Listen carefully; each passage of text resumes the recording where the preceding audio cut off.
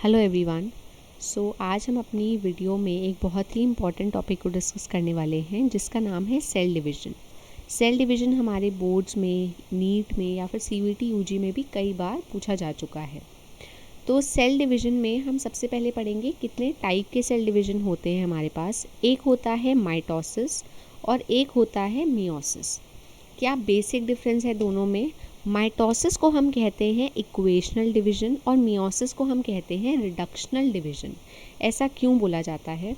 Mitosis में जब भी सेल डिवीज़न हो रहा है माइटोसिस के थ्रू, तो हमारे पास जो डॉटर सेल्स आ रही हैं उनके पास उतने ही नंबर ऑफ क्रोमोसोम होंगे जितने कि पेरेंट सेल के पास में थे। यानी कि हम मान के चलते हैं अगर ह्यूमन सेल में डिवीज़न हो रहा है तो ह्यूमन सेल के अंदर 46 नंबर ऑफ क्रोमोसोम्स होते हैं। उनसे आगे आने वाली जनरेशन का जो सेल है, यानी कि डिवाइड होने के बाद जो दो डॉटर सेल बनेंगे, उन दोनों के अंदर ही 46 नंबर ऑफ क्रोमोसोम्स होंगे। इसीलिए इसको कहा जाता है इक्वेशनल डिवीज़न, यानी कि यहाँ पे नंबर ऑफ क्रोमोसोम्स जो हैं वो बिल्कुल सेम रहते हैं। जबकि मियोसिस में क्या होता है, मियोसिस को कहा जाता है रिडक्शनल डिवीज़न। यहाँ पर क्या होगा, जितने नंबर ऑफ क्रोमोसोम हमें पेरेंट सेल के अंदर देखने को मिलेंगे उसके बिल्कुल हाफ नंबर ऑफ क्रोमोसोम हमें डॉटर सेल के अंदर देखने को मिलते हैं। तो यहाँ हुआ क्या हमारे पास, यहाँ पे रिडक्शन हो गया। क्रोमोसोम का नंबर जितना पहले था उसका बिल्कुल हाफ नंबर ऑफ क्रोमोसोम हमें डॉटर सेल के अंदर मिले। इसीलिए मियोसिस को कहा जाता है रिडक्शनल डिवीज़न। दूसरा पॉइंट हम देखते हैं, माइटोसिस हम देखते हैं सोमैटिक सेल्स के अंदर। सोमैटिक सेल कौन से होते हैं? हमारी बॉडी में जितने भी सेल्स हैं, जैसे हमारे स्किन सेल्स हो गए, हमारे हेयर सेल्स हो गए, हमारे जितने भी टिश्यूज़ हैं उनके जो सेल्स होते हैं उन्हें हम सोमैटिक सेल्स कहते हैं। सोमैटिक सेल वो सेल हैं जिनमें हम बोल सकते हैं जो रिप्रोडक्शन में इन्वॉल्व नहीं है बिल्कुल भी, मतलब उनका रिप्रोडक्शन से कुछ भी लेना देना नहीं है, उन्हें हम सोमैटिक सेल्स बोलते हैं।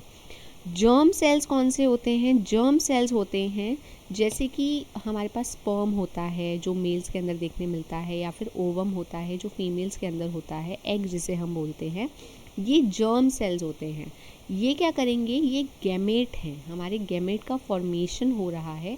स्पर्म और ओवा हमारे पास गैमेट हैं और इनको बनाने वाली जो सेल्स हैं उन्हें हम कहते हैं जर्म सेल्स, क्योंकि ये रिप्रोडक्शन में इन्वॉल्व हैं, है ना। तो सोमैटिक सेल से बिल्कुल अलग हो जाएंगे। तो जो भी हमारे पास में सेल रिप्रोडक्शन में इन्वॉल्व होते हैं उन्हें कहा जाता है जर्म सेल्स, या फिर आप कह सकते हो उन्हें गैमेट फॉर्मिंग सेल्स। और जो भी सेल्स हमारे normal functioning of the body में इन्वॉल्व होते हैं वो सोमैटिक सेल्स होते हैं। तो सोमैटिक सेल होते हैं माइटोसिस के लिए और जर्म सेल्स होते हैं हमारे पास मियोसिस के लिए। तीसरा पॉइंट आता है रिपेयर का, यानी कि फंक्शन क्या है। माइटोसिस में देखा जाए तो माइटोसिस का जो मेन फंक्शन है वो रिपेयर का है। इसका बहुत ही अच्छा एग्जाम्पल है, जैसे किसी के भी हाथ में हम खेल रहे होते हैं या हमारे हाथ में कभी चोट लग जाती है तो हम देखते हैं कुछ दिनों बाद हमारे हाथ पर जहाँ चोट लगी थी वहाँ पर न्यू स्किन का फॉर्मेशन हो जाता है।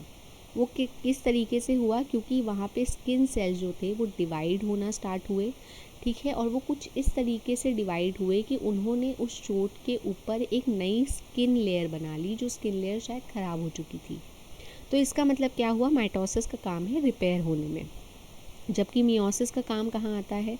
मियोसिस का काम आता है गैमेट फॉर्मेशन में, यानी कि जितना स्पर्म, ओवा, ये सब चीज़ें बनती है ये सब मियोसिस के थ्रू ही बन रही है। माइटोसिस में हमारे पास कितने नंबर ऑफ सेल्स मिलते हैं? जब माइटोसिस हो जाता है 2 डॉटर सेल्स मिलते हैं, मतलब एक पेरेंट से 2 ही डॉटर सेल्स आने वाले हैं। मियोसिस में एक पेरेंट सेल से हमारे पास 4 डॉटर सेल्स आते हैं। तो ये वाला जो हमारा डिफ्रेंसिएशन है ये बोर्ड पॉइंट ऑफ व्यू से बहुत इंपॉर्टेंट है। इस पर बहुत बार क्वेश्चन पूछा गया है कि माइटोसिस और मियोसिस में क्या डिफरेंस होता है। तो हमने 4 पॉइंट दोनों के डिस्कस कर लिए हैं। एग्ज़ाम देते टाइम जब आप इसके लिए छोटा सा डायग्राम या छोटा सा आप दिखा दोगे कि पेरेंट सेल में कितने नंबर ऑफ़ क्रोमोसोम है और डॉटर सेल में कितने नंबर ऑफ़ क्रोमोसोम है, तो वो और बेटर हो जाता है आंसर राइटिंग के लिए। अब आते हैं हम मेजर चीज़ पे, जिसे हम कहते हैं सेल साइकिल। सेल साइकिल में हमारे पास में 2 फेज़ होते हैं, एक होता है इंटरफेस और एक होता है हमारे पास एम फेज़। अब इसमें यूजुअली गलती क्या होती है, स्टूडेंट्स को ऐसा लगता है कि एम फेज़ यानी कि माइटोसिस जो है वो खुद ही पूरा सेल साइकिल है, जबकि ऐसा नहीं है। माइटोसिस को हम सेल साइकिल नहीं बोलते, माइटोसिस सेल साइकिल का एक पार्ट होता है। तो सेल साइकिल में हमारे पास 2 फेज़ देखने को मिलते हैं, एक है इंटरफेज़ और एक है एम फेज़। क्या है इंटरफेज़? इंटरफेज़ होता है रेस्टिंग फेज़। रेस्टिंग फेज़ का मतलब क्या हुआ? जब सेल डिवाइड नहीं कर रही है लेकिन उसको पता है कि उसको डिवाइड करना है, आगे आने वाले टाइम में उसको डिवाइड करना पड़ेगा, तो अभी वो क्या करेगी? वो थोड़ा रेस्ट करेगी और उसके साथ में वो क्या करेगी? अपने आप को प्रिपेयर करेगी कि वो आगे जाके डिवीज़न कर सके। तो अब उस प्रिपरेशन में कुछ फेजेस होते हैं। जब सेल अपने आप को डिवाइड करने के लिए तैयार कर रही होती है, उस टाइम वो कुछ फेजेस से, कुछ स्टेजेस से होकर निकलती है। हम वो स्टेजेस के बारे में पढ़ेंगे। तो इंटर फेज़ में हमारे पास होता है G1 फेज़, S फेज़ और G2 फेज़। G1 फेज़ क्या होता है? G1 फेज़ को हम कहते हैं गैप 1 फेज़। गैप 1 फेज़ में क्या होगा? अच्छा, सबसे इम्पॉर्टेंट बात है कि ये इंटर फेज़ का लॉन्गेस्ट फेज़ है। एक पॉइंट जो यहाँ पे नहीं लिखा है कि इंटर फेज़ का जो लॉन्गेस्ट फेज़ है वो कौन सा होता है? गैप 1 फेज़ यानी कि G1 फेज़। इसमें क्या होगा? अब अगर सेल को डिवाइड करना है तो वो अपने अंदर बहुत ज़्यादा खाना पहले भरेगी, क्योंकि उसको डिवाइड करना है तो हो सकता है डॉटर सेल्स के पास में एकदम से न्यूट्रिशन ना आए, तो इसीलिए उसको अपने लिए बहुत ज़्यादा खाना लाना पड़ेगा। तो खाना कहाँ पे स्टोर होता है? खाना किस फॉर्म में आएगा? साइटोप्लाज्म की फॉर्म में। तो सबसे पहले साइटोप्लाज्म का इंक्रीज़ होता है। उसके बाद जब साइटोप्लाज्म बढ़ेगा तो ऑब्वियसली एक चीज़ के अंदर अगर हम बहुत ज़्यादा खाना डालते चले जा रहे हैं तो उसका साइज़ भी इंक्रीज़ होगा। तो जब साइटोप्लाज्म का इंक्रीज़ होता है उसके साथ में ही सेल का साइज़ भी बहुत ज़्यादा बढ़ जाता है। और तीसरा और मोस्ट इम्पॉर्टेंट पॉइंट क्या है कि यहाँ पे ऑर्गेनल्स का डुप्लीकेशन होता है, यानी कि माइटोकॉन्ड्रिया हो गया, राइबोसोम्स हो गई, ये सब डुप्लीकेट हो जाते हैं, ताकि अगर बाद में जाके 2 डॉटर सेल्स बनते हैं तो दोनों डॉटर सेल्स को इक्वल नंबर ऑफ ऑर्गेनल्स मिल सकें। तो यहाँ पे ऑर्गेनल का डुप्लीकेशन भी होता है और कुछ प्रोटीन सिंथेसिस भी होती है। फिर हम आते हैं अपने दूसरे फेज़ में जिसका नाम है एस फेज़। एस फेज़ को हम कहते हैं synthesis phase. As the name suggest, synthesis है यहाँ पे, तो यहाँ पे हमारे पास कुछ सिंथेसिस हो रही है। सिंथेसिस किस चीज़ की हो रही है? सबसे पहले होती है डीएनए का सिंथेसिस। डीएनए का रेप्लिकेशन होता है। जितना डीएनए पहले G1 फेज़ में प्रेजेंट था उसका डबल डीएनए हमें एस फेज़ के बाद देखने को मिलता है। यानी कि लेट्स से यहाँ पे 2n डीएनए था तो यहाँ आते आते 4n डीएनए हो जाता है, क्योंकि डीएनए डुप्लीकेट कर गया, वो रेप्लिकेट कर गया। अब डीएनए जो है, डीएनए क्या होगा? उसको किसी चीज़ के ऊपर उसको वाइंड तो होना पड़ेगा ना।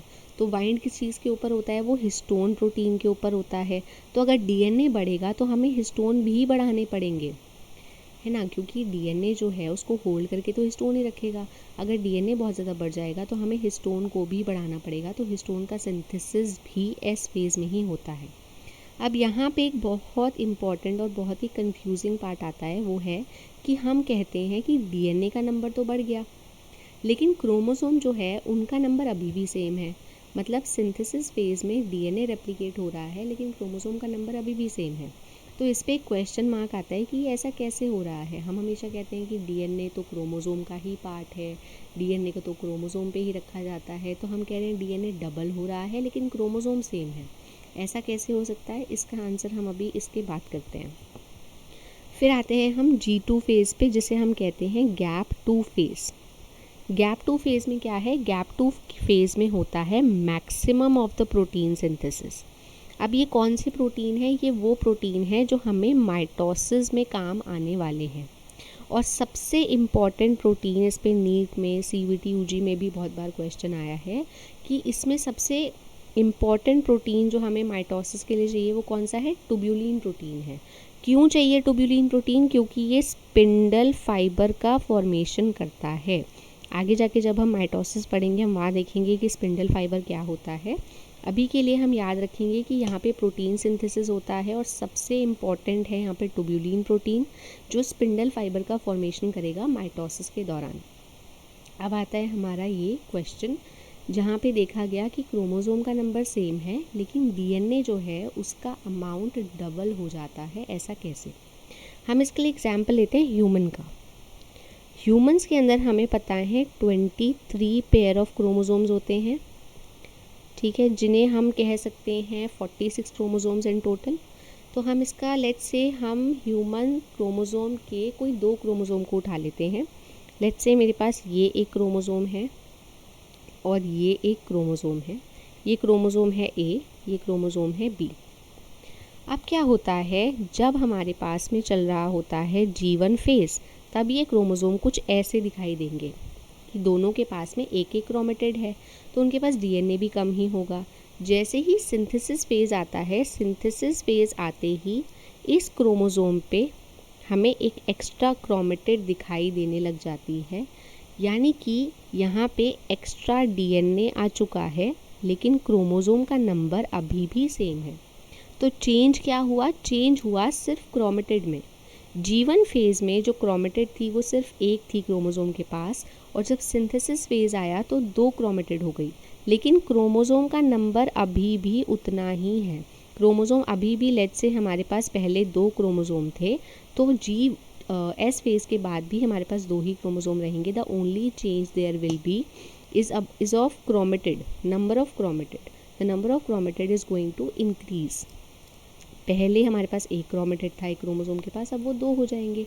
तो इस तरीके से DNA का अमाउंट तो डबल हुआ, लेकिन क्रोमोसोम का नंबर जो है वो बिल्कुल सेम रहा।